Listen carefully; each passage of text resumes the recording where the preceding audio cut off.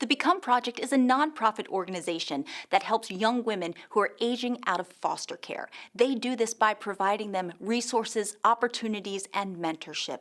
Join us in the next 30 minutes as we hear from some of the people behind the project. Not only does it help these women become more self-sufficient, but it helps them with their inner potential and helps them to thrive in the futures that they have before them. I'm Christy Breslin, and this is Harford MagaScene.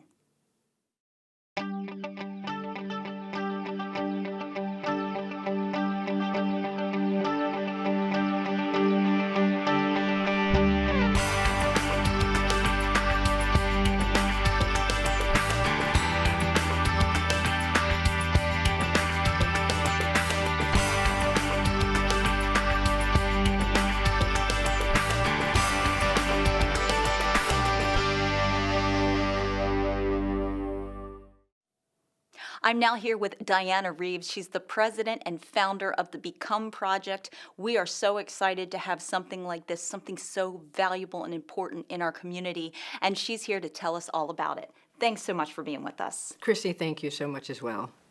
So Diana, tell me, what is the Become Project? Well, Christy, I'm glad you asked that question. The Become Project is a program for young women that are aging out of foster care between the ages of 18 to 25, and it's a holistic program because we want to focus on all the things about this young woman. And so what I wanted to say is some difference in the program as far as other programs that tailor to this age group. But the one thing I guess I should say to you is that we're targeting young women that don't really have a determined plan in life, or a young woman that is trying to succeed in life and is having some problems because she's doing this all on her own, or she just probably realized that I really can't do this and I need some help. So we're looking for that young woman that really needs some help, who don't have that family support, don't have the resources that they need to support them. And so that's when the Become Project picks it up. Well, what encouraged you to start this project? Do you have any kind of personal connection to it? I do have a personal connection. So I actually volunteered, and this is probably a good time to shout out for Arrow Child and Family Ministries. Oh, yes, great people. Yes. So I volunteered there for over 8 years. And I went there just for Bible study to help with spiritual guidance for these young girls, and realized, oh my goodness, this is an amazing program, an amazing opportunity for me to work with some young women. And so while I was there, I realized that a lot of these young women were volunteering to leave the foster care program, and I felt it was too early for them to leave. And so for them, they felt within themselves that they were old enough, that they were wise enough, that they were capable of, going into the world and being this adult independently. But we all know the way that the economy is, especially now, that is very difficult for them to do. And so realizing all of this, I found out that they're having a lot of issues, a lot of challenges with just trying to make it in the world today. And so being in that environment and seeing so many things that these young women were going through, I felt this is a program that's really needed. We need something in the community to support these young ladies. But the other part of that too was, while I was there, I watched them and talked with them, and I'm very observant. And so listening to some of these young women who were sharing with me some of the things they wanted to do in life, so I realized the potential of some of these young girls, and no one's really honing in and seeing what they can do to support some of these young women. And so some of the young women said that they wanted to be a veterinarian or a lawyer or a makeup artist, and I felt they had the potential to do it, so who's going to help them get there to where they want to be in life? So those were some of the things that I thought of that I could do to support these young women. So that's how the Become Project came about. I was really inspired by these young girls and really wanted to be there to help them and support them. Diana, I don't think people realize how much need there is for the Become Project in our community. Can you maybe share some of the statistics? Yeah, so there's, over 20,000 youth that are in foster care, but a lot of those young people, especially the young women, they really do have homeless issues, or some of the young women are very seldom you're here, but they are having some issues with, getting pregnant. So there's a lot of statistics that are out there that's focusing on the youth specifically, but for me, I'm trying to hone in myself on more statistics for these young women that are in our county, and as well as far as in our state, to really just really hone into those situations, try to help these girls. So what would you say your mission is? I mean, what is the end goal for the Become Project? So the end goal is to help these young women to become who they say that they want to be, and that's the title of the organization, to become. So for me, when I think of become, I think of the word be, and be means to exist. So if they already exist, how can I pull out what's already there? So helping them to become who it is that they're trying to be in life, and so the individual person, we're just trying to work with them and see what those challenges that they're having, and work with them and build a plan and a program for them to support them so they can get to where it is they want in life. What makes the program so unique? I think I mentioned before the individualized support. And because we know that with this journey, there's a lot of uniqueness with these girls, so they all have a different struggle, they all have different challenges. And so let's look at what it is that they're going through, that individual specifically, and work with that need, work with those challenges, and help them in that area. So we have an individual program where we focus with them, and we tailor our services specifically for whatever that need is for that particular individual. We actually have mentors and coaches to help them what it is that they're going through and what those problems are, and support them in that area. And so it's more about the individual and not the group itself. So really specifically honing in on the individual needs of each of the young women. So it's not a one-size-fits-all organization. It's about what we can do to help that one individual. Well, let me ask you this, is there a system failure? I mean, if so, how can this program address that? Yeah, there's always some challenges with aging out. And again, I mentioned Arrow Child and Family Ministries that does such a great job. And so we work closely with them to try to find out what it is out there that we can do to support some of these young women, not only with the resources, but I think about the system overall with the caseload of some of the caseworkers, and also, the high turnover rate with some of the caseworkers. So again, you don't see that individual intervention with some of these young women the way that they're looking for it. We can help with some medical needs and some other things, but helping them specifically what their needs are and what they want to be in life. So I do see the Become Project partnering with some of these organizations and collaborating with them to help these individuals as they age out of the program, but also be there to monitor them and to track them once they leave, because there's not a lot of tracking once these young ladies leave. So that's how we're losing them. So that's some of the things that the Become Project can do to help with the system. Oh, absolutely. And talk about community support. Are you getting support for the community, or could you use more? Absolutely. We can always use more. So we're always looking for, right now, and you may hear from one of our persons today, board members. We need board members, which we have a couple board positions that are vacant. And because we do a lot of, we're planning some workshops and some other training activities for these girls in foster care. So we're not specifically honing in on the Become Project. We want to look at this as a community. How can we support all the young women that are here in our county that are in foster care and they need some training and support? So we're always looking for people to help with event planning, or who's there to help to plan and execute some of these events. So that's always something we need help with. Let's just say the Become Project was on the cover of a magazine in 5 years. What would the headline be? I would say Building Brighter Futures. Meet some of the young women who's going to change the name or change the meaning of aging out. And of course, the big question is privacy concerns. If someone goes through the program, I guess they really want to make sure that their privacy is protected. Yeah, that's a big deal, because a lot of these young women have had some experiences in life, and so we have to make sure that we're protecting them of that. And so there's a lot of things we don't do. We don't do a lot of publicizing some of the things for these young women because of those privacy situations. Diana, thank you so much. I mean, this is just invaluable to have here in Harford County, and we're lucky to have people like yourself that care so much. Great. Thank you so much, Christy. Well, so much more to come. We're going to prepare these girls for financial stability. So stay tuned. Liz from APG FCU joins us next.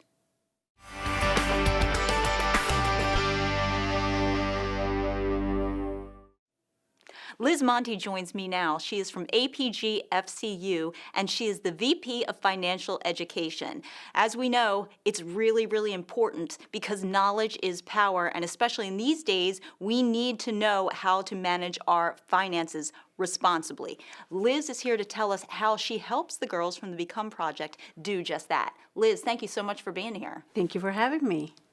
Liz, when did you first learn about the Become Project, and how did you kind of get involved in their mission? Great question. It has been probably 8 years, I think, that we became involved with the Become Project.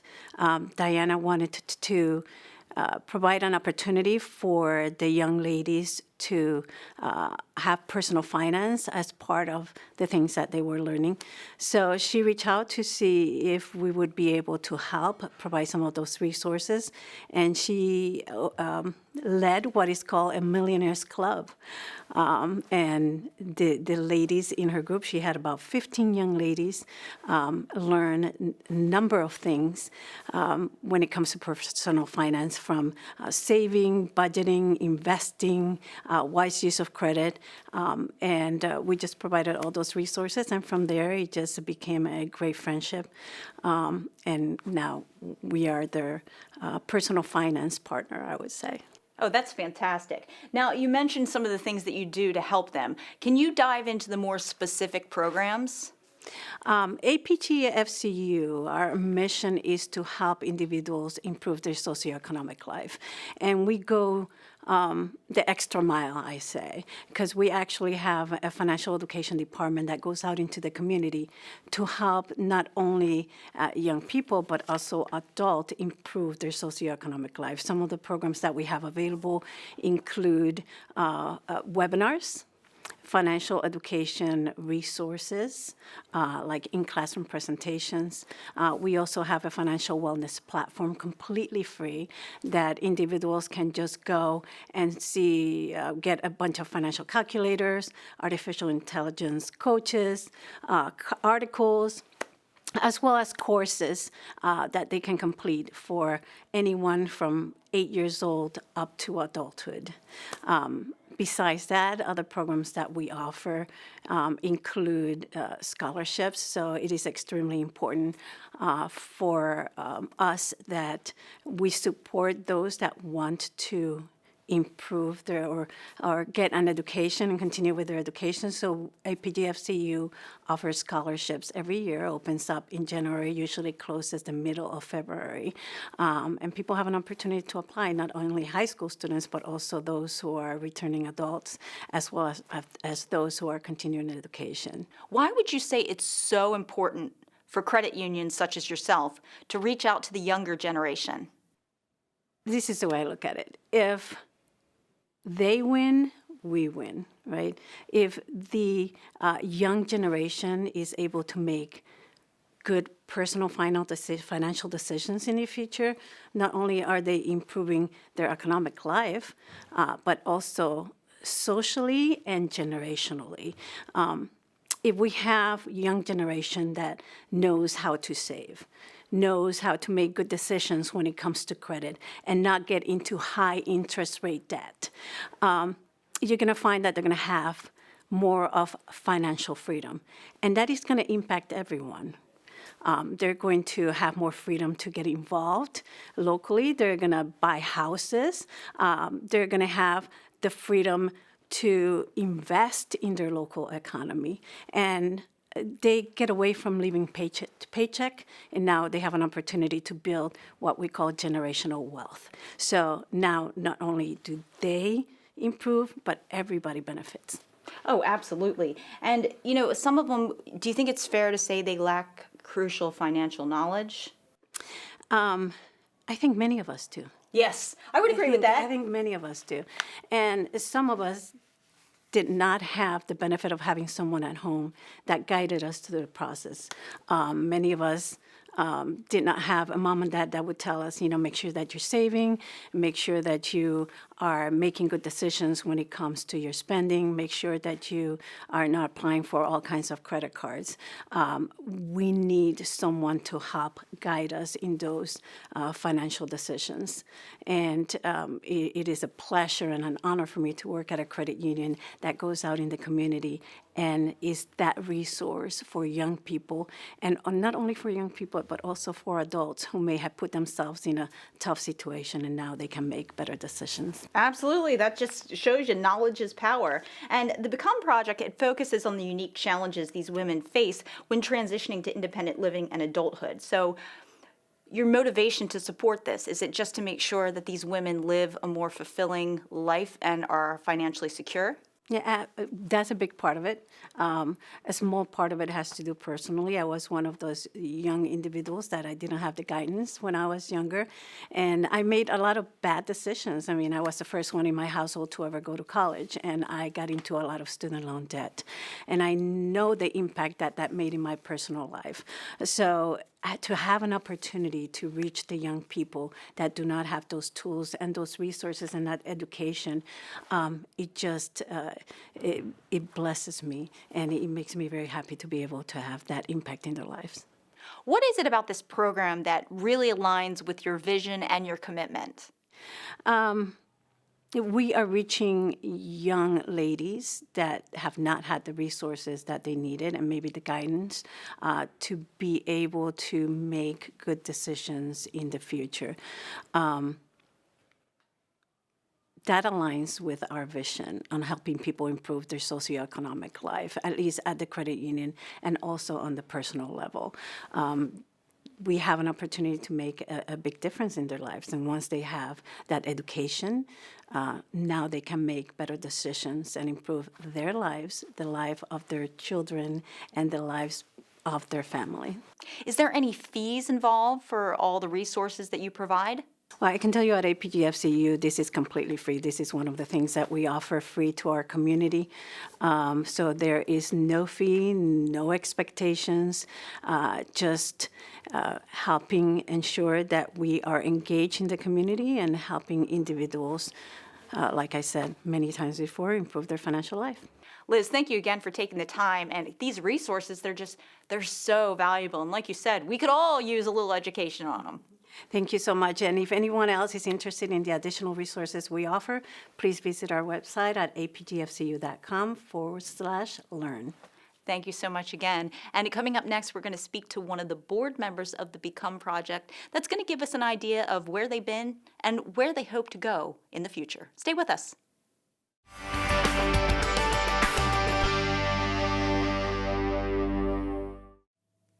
I'm now joined with Wendy LaRoche. She's a board member for the Become Project. She's here to tell us about her involvement, why she stays involved, and all the wonderful work that they've been doing. Hi, Wendy. Hi, Christy. Now, Wendy, when you first learned about the Become Project, when did you first learn about it, and what really inspired you to jump right in? I learned about 4 years ago when I joined. Diana and I are also work friends, and she was telling me about her involvement in Arrow, which is also an organization that deals with young girls. And I thought that that was very fascinating. I was interested in it. I joined her one day when she was out there talking with the girls and decided that, yeah, this is something that I would like to do as well. And that's when she shared with me her bigger vision, which was to actually have the organization, start the organization, which is the Become Project. Well, it's a great organization, and I know that you're on the board. So let's talk about the board. Yeah, well, the board consists of myself as the vice president, and we also have a president as well. But one thing that we're looking for right now is we're looking for a secretary and a treasurer for our board. The board is a great way to be able to participate within the organization. It makes us, or at least it makes me feel like I'm part of something bigger, because we're really having a great impact within our county on the young girls that are aging out of the community. And you said that it's impacted you. You're very passionate about this. Can you tell me something that maybe just sticks out to you about how the Become Project has really made a difference in someone's life? Oh yes, we have one girl. I guess I don't. I'm not sure if I can say her name or not, but she came to us in a pretty tragic situation, and we were really happy to be of assistance to her in her most dire need. And also, not only did we assist her in court cases in which we were able to get her out of some of the traffic violations that she had, but not only that, but we were able to get her a job on the base, on an Army base, which is within our area. And we got the pleasure of teaching her a lot about the different skill sets of how to interview, as well as what type of clothing she should wear. And she did successfully get the job. So just being a part of that whole process was very encouraging, motivating, because we were able to see her through to success. Wendy, I don't think that people really understand the many challenges that these women face. Can you kind of elaborate on that? Oh, yeah. When they age out of the foster care system, they have two choices. It's really one choice, which is they're going to be out on their own unless they have supportive families there to help them. Otherwise, they just have to go out on their own. And going out on their own is not easy, right? And that's why one of the things that we have as part of our vision is that we want to see them through to success, right? We want to be there to support them. We want them to be seen in the community. We want them to be successful in the community. That's what we consider our three S's. Well, you always share the organization's mission and impact. So when you're out telling people about the Become Project, how would you describe it? The Become Project is a project that deals with foster care, young women who age out of the system, who really don't have anywhere to go and don't have a family member to rely on. And so what we do is we're that kind of cushion. We support them until they're able to succeed on their own and be productive citizens themselves. And what about the funds? How do you raise the funds to keep the program going? That's a very good question. The funding stream has been mainly from the founder. The founder really provides a lot of the money, and that was, the startup, of course. And with any good startup, you know that you have to, invest in money. But there are other donors, other community members who we really realize that we can do more when we put our money together. So that's when we have our biggest impact. In terms of other finances, we go through grant writing. So we do some grant writing and we get funding that way as well so that we can provide the projects that are necessary for those children. Well, for the young ladies, rather. Now, the funds that you do raise, what are they used towards? Oh, they're used towards projects that we provide, projects. For example, how to be successful in the workplace, how to get a job, how to basically pay your bills, how to parent your children. So there are a variety of workshops that we provide as part of the Become Project. And what would you say to inspire a volunteer, a donor, or other stakeholders to get involved? Well, I would say that, if you want to be a part of something bigger and you want your money to really make a difference into the community, be a part of it, be a part of something. And that's what I did. I wanted to be a part of something. I knew naturally that my passion was for young ladies and young children. So that's why I became a part of it. I would say that if you want to really transform a life, if you really want to make a difference in your life, that you would be a part of this project. You would want to be a part of this because you get to see the young lady grow up to be a young woman. Now, from what I understand, your latest fundraiser, that was quite a success. Let's hear about it. Yeah, we did. It was really a lot of fun. And we engaged the girls into the process. So each of the girls were able to stand up and talk about their own experience and how they felt about the Become Project. I opened up, well, actually, Diana opened up as the founder, and then I preceded her after that. And then the girls came on stage as well, and they talked about their actual experience with the Become Project, how it really helped them get to where they are today. What would you say for you, since you started with the Become Project, what has been the best part, the part that really means the most to you? Yeah, I like that I'm able to really apply my passion and also what I do for a living. So, for my job, I deal a lot with community health education. I have a master's in community health education, and therefore it allows me to use that education experience and really impact a young lady's life. It's nothing like seeing them really succeed that really can get you going. Yeah. And what would you describe as the best potential partners for the project moving forward? Yeah, the best potential partners would be folks who know about more grant writing so that they can help us. We need on our staff, we need people who are familiar with legal, because a lot of times we have some legal issues that we have to address in terms of the childhood, traumas that they have. We need psychiatrists, psychologists who could be a part of our team as well. We need folks who know about funding streams to be a part of it. I know that volunteers essential. That goes without saying. So, if anyone would like to volunteer, what are the volunteers responsible for? Oh, we have lots of things that they can partake in. They can partake in our projects, being a part of our projects that we do, our workshops, securing talent for our events. They could be involved in fundraising, as I had mentioned. They could be involved in anything that maybe naturally comes to them in terms of their own expertise. We will take anyone and their expertise and apply it to the situation. Wendy, thank you so much, and hopefully we can get more board members because this is such an important cause, and I really appreciate you taking the time out to talk to us about it. Thank you for your time. Well, the Become Project has made a difference in the lives of many. Let's hear what some of the community, business partners, and clients have to say.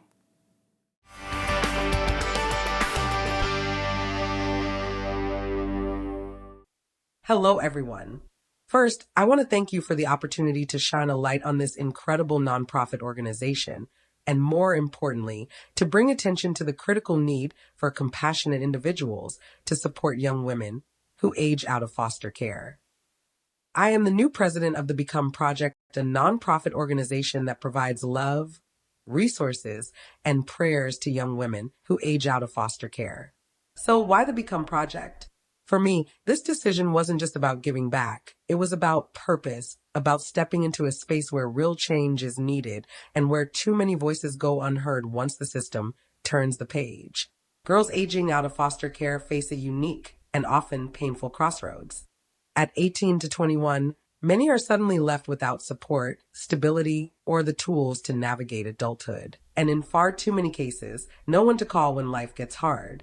That reality weighed heavily on my heart. I got involved because I believe in second chances, and sometimes for these young women, it's not even a second chance they need.